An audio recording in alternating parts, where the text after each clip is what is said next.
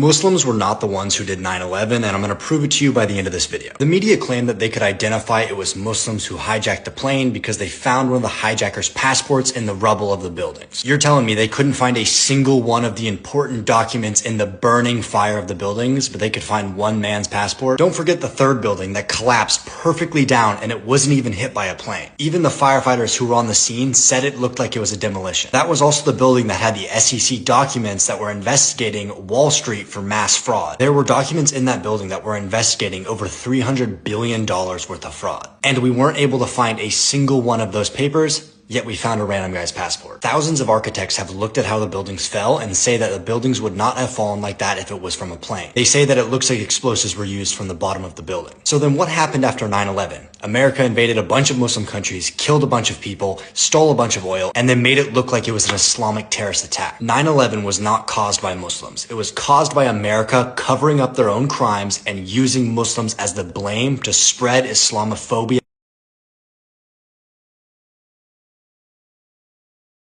National and international scientists and scholars present massive evidence that the 9/11 Commission report is a hoax and that the 9/11 terrorist attack has been manipulated to serve a hegemonic agenda in the Middle East.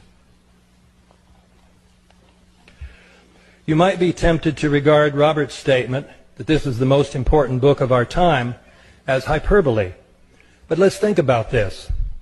If our position that 9/11 was an inside job is true, this means that the claim that America was attacked by Arab Muslims is a lie. It means that the so-called war on terror is a hoax because the 9/11 terrorists were within our own government.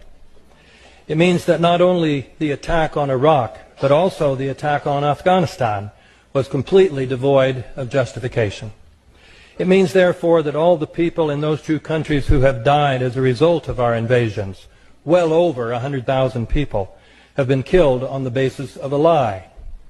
It means that the Bush-Cheney administration, which regularly describes the rulers of other countries as evil, is itself guilty of treason, mass murder of its own citizens, and mass murder of Afghanis and Iraqis.